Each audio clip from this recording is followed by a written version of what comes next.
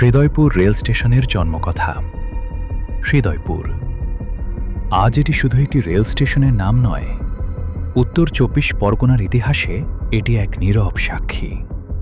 ঊনবিংশ শতাব্দীর মধ্যভাগে ভারতের রাজনৈতিক ও সামাজিক জীবনে এক বড় পরিবর্তন আসে।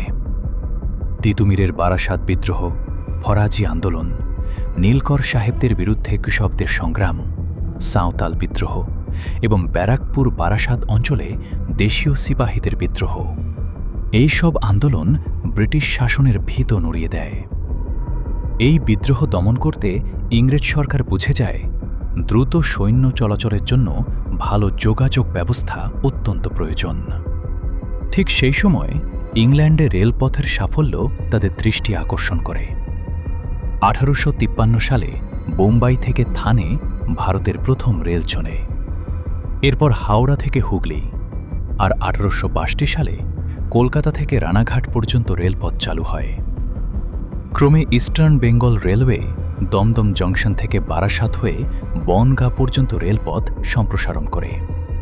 কিন্তু তখন মধ্যমগ্রাম আর বারাসাত স্টেশনের মাঝের দূরত্ব ছিল অনেক।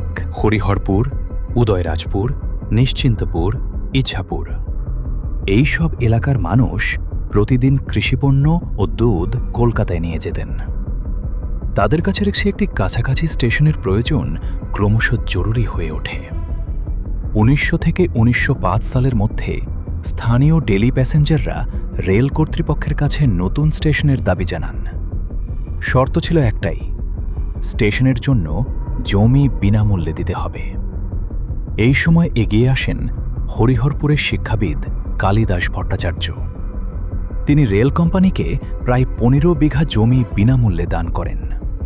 তার পূর্বপুরুষ হৃদয়নাথ ভট্টাচার্যের নামেই নতুন স্টেশনের নাম হয় হৃদয়পুর।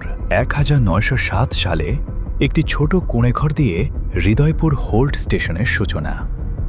স্থানীয় যুবসমাজ স্টেশন বাঁচিয়ে রাখতে নিয়মিত টিকিট কাটার আহ্বান জানায়।